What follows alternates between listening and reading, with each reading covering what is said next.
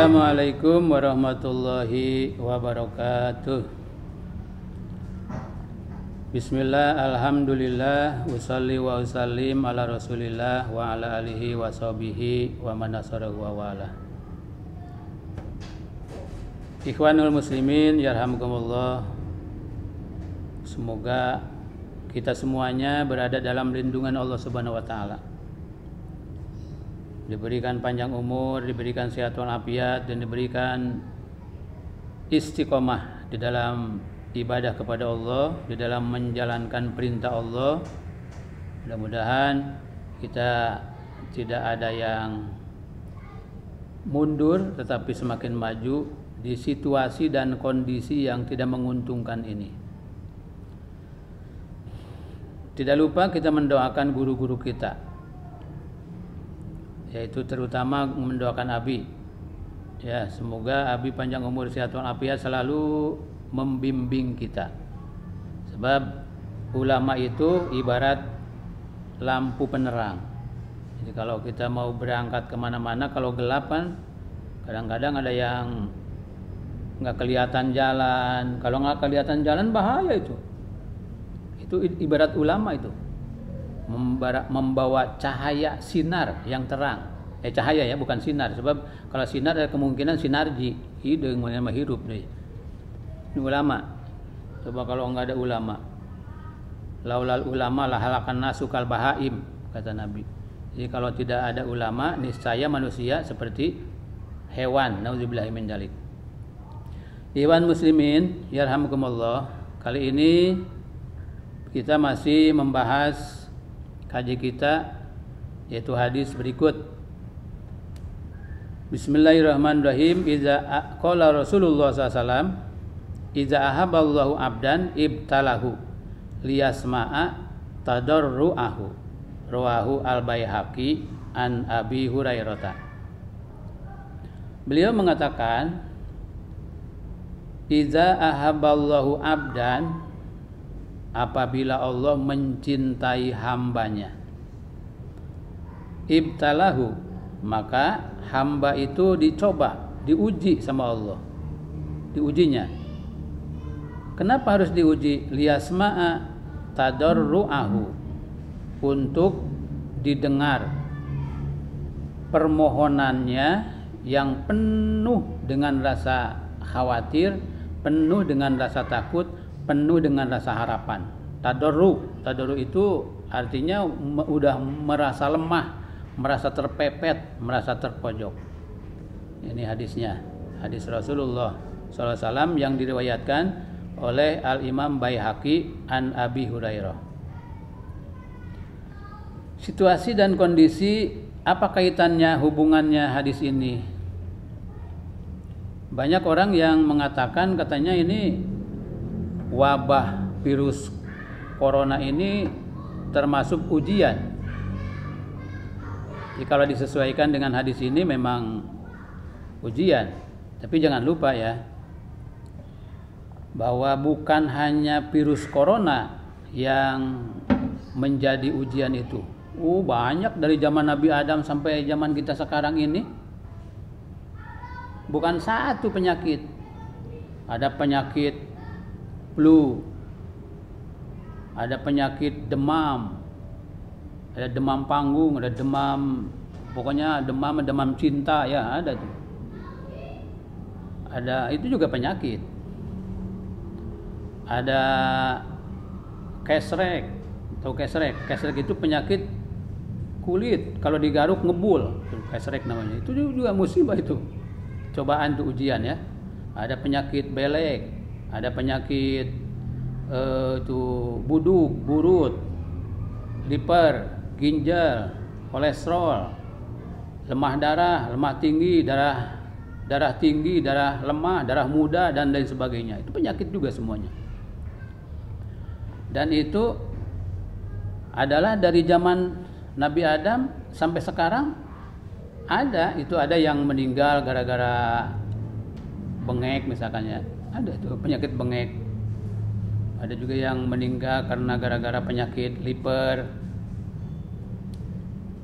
Tapi jangan lupa bahwa semua penyakit itu tidak mengakibatkan dia masuk neraka, bukan. Jadi begitu nanti masuk ke akhirat, meninggal dunia, dia masuk ke neraka misalkan. Kenapa Mas masuk neraka? Oh, gara-gara saya kupret misalkan. Enggak akan masuk ke neraka. Datang lagi saya harus masuk ke neraka. Kenapa kamu kena virus corona? Enggak akan masuk ke situ. Gara-gara itu. Jadi menurut sebagian ulama bahwa ini adalah merupakan musibah.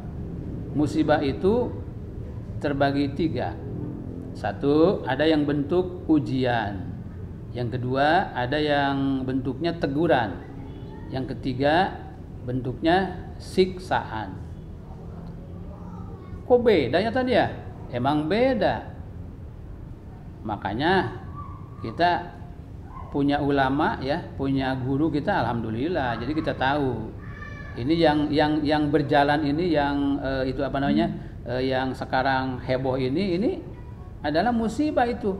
Ujian. Bagi siapa itu ujian? Yang pertama, ujian bagi orang-orang yang beriman.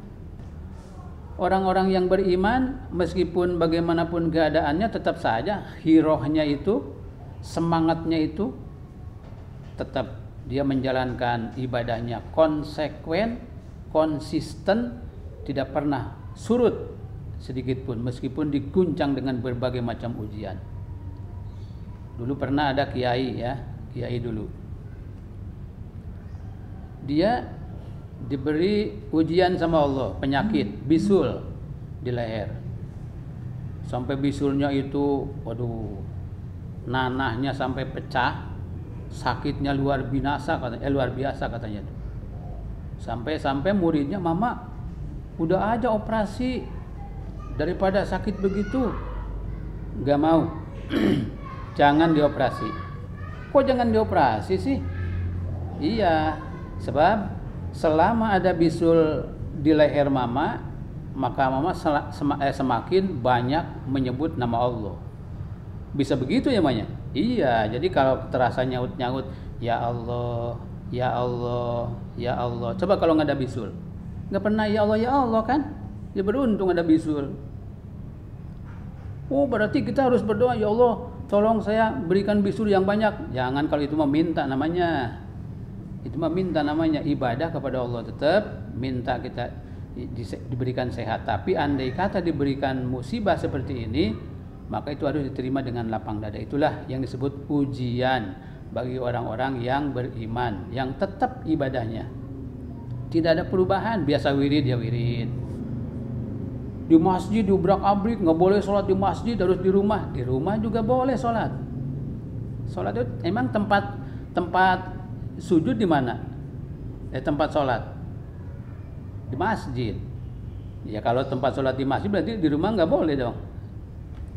Sholat itu di mana? Di tempat sholat di mana coba? Di tempat sujud. Itu tuh tempat sholat namanya. Tempat sujud itu boleh, bisa di rumah, bisa juga di lapangan, bisa juga lebih afdolnya di masjid. Jadi orang-orang yang beriman itu meskipun diberikan berkecamuk itu cobaan dari Allah, ujian dari Allah, tetap aja tidak akan pernah surut. Itu yang pertama. Yang kedua, musibah ini bentuknya teguran. Teguran ini diberikan oleh Allah kepada orang-orang yang iman Islamnya itu, istilah bahasa Sunda mah kawas kulit bawang gitu, ipis kawas kulit bawang. Jadi dia mah uring-uringan. Kalau diajak ngaji, ya sekali ikut ngaji, tapi kapok, saya nggak ngaji lagi ah. Kenapa? Pulang ngaji, masa sih kaki saya penuh semut? Itu bukan penuh semut, namanya kesemutan, siremen. Itu pahala kan itu teh. Uring-uringan, itu yang seperti itu ditegur sama Allah. Diberi musibah seperti sekarang ini.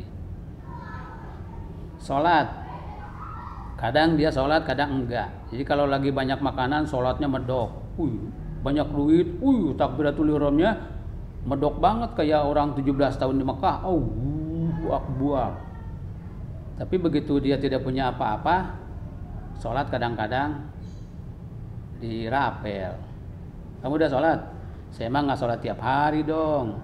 Saya mah seminggu sekali. Kok bisa sih? Ya bisa lah. Gimana kita? Yang penting kita sholat. Usholinya gimana? Gampang usholinya. Usholi pada maghribi, Salasa, Rabu, Kamis, Jumat, Sabtu, Ahad, Senin. Allahu Akbar seminggu tuh. Astagfirullahaladzim. Bikin hukum sendiri itu kamu teh. Nah, yang penting sholat. Nggak diapa-apain sama Tuhan juga. Saya nggak digaplok sama Tuhan. Hush, nggak boleh ngomong begitu dong. Nah, orang-orang seperti ini nih yang ditegur sama Allah.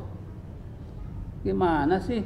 Begitu datang wabah virus corona, waduh, dia minta doa ke sana kemari.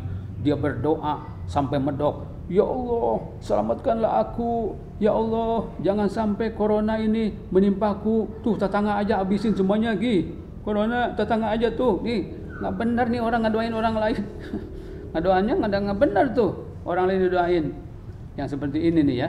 Yang tadinya nggak pernah sholat, jadi sholat. Yang tadinya dia di mana-mana terus, sekarang mah di rumah saja sebab dia ketakutan. Nah, itu teguran tuh bagi Allah. Yang ketiga, siksaan. Mudah-mudahan sekelumit hadis ini menambah ilmu pengetahuan kita dan mudah-mudahan Allah memberikan keberkahan ilmu ini. Kurang lebihnya saya mohon maaf dan maklum. Mudah-mudahan semuanya diberkati oleh Allah Subhanahu wa taala. Rabbana atina fid dunya hasanah wa fil akhirati hasanah wa qina adzabannar. Wa sallallahu ala sayyidina Muhammadin wa ala alihi washabihi wasallam. Walhamdulillahirabbil alamin. Assalamualaikum warahmatullahi wabarakatuh.